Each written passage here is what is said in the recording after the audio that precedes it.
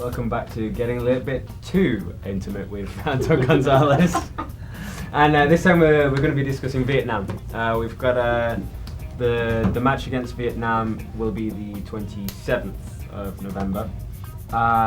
And of course the Vietnamese will be looking for revenge against the Philippines. What can we expect from the Vietnam squad this time round?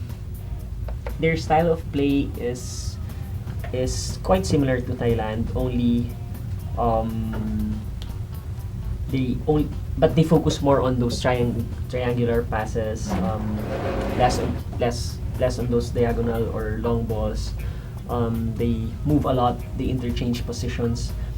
They don't have very strong or tall players, and from what I've seen in the past, they're less physical than Thailand.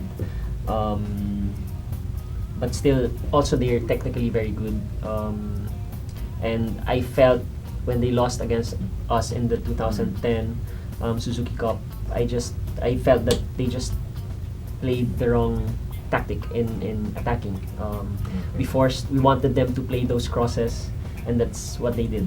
And our two central defenders, Ali and Rob Gear, just got all those crosses, just cleared the ball.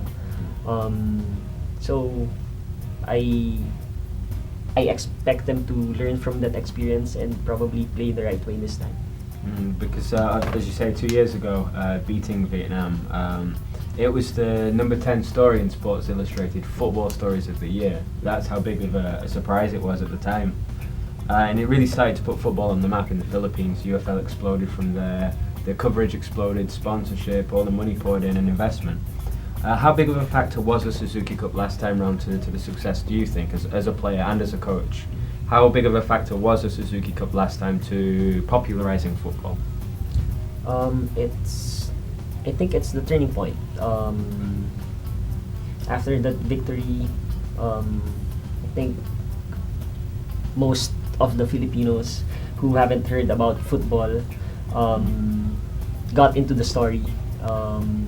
Sponsors came in, and we got a big boost for the UFL with these sponsors, and it was a monumental win. It changed the landscape of Philippine football. So I think it was also the first time the Philippines had ever beaten Vietnam in football, which is a huge thing. And if you look at Vietnam's record this time round, 2 years on, they've not lost against the Southeast Asian opposition since then. So they'll obviously be a difficult opponent. Of the last 5, they've won 2, lost 2, 1, drawn 2. The 2 draws both against Indonesia, 0-0 draws. They lost to Turkmenistan, who also knocked the Philippines out of the Challenge Cup in the semi-finals. They beat Laos 4-0. If you compare that to the 2-1 loss for the Philippines, it's a big difference. And they beat Malaysia 1-0. So they're the only team left in Southeast Asia now ranked higher than the Philippines. Will that add anything extra with coming off the 2-0 loss the last time Vietnam played the Philippines? Given that now it's a clash between the top 2 countries ranked in Southeast Asia, how much more will that add to the game? I think we in the team believe that we have a better group of players compared to the last time we played them. So that we're pretty confident about our chances against Vietnam. I'm expecting a win against Vietnam. Wow, projecting the win. That's a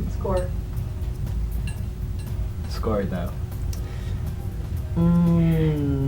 I'd like to repeat the result from the 2010 Suzuki Cup. So very sentimental 2-0 prediction. And going back, what made that win against Vietnam so huge was the fact that they were the defending champions. So well, just looking at the last fixtures, the only goal they've actually conceded in the last 5 games was against in the 1-0 loss to Turkmenistan. So it seems like they've improved defensively. Of course, in that time, in those 2 years, the Philippines has improved immensely as well. So it'll be a very good way to see what happens next with that. Vietnam, in their ranking system, as I say, they're still the top in Southeast Asia, 138th in the world. But only back in June this year, they were 98th. They were in the top 100 in the world. So they're really, on average, 20, 30 ranks above the Philippines. And so it'll be another big test for the Azkals. But as you say, the Philippines have improved immensely since. And so it'll be a good clash between the two nations in front of what will probably be another huge crowd. So to follow more about that, to find out any updates, any information we get on, we'll pass on online at FTW Sports.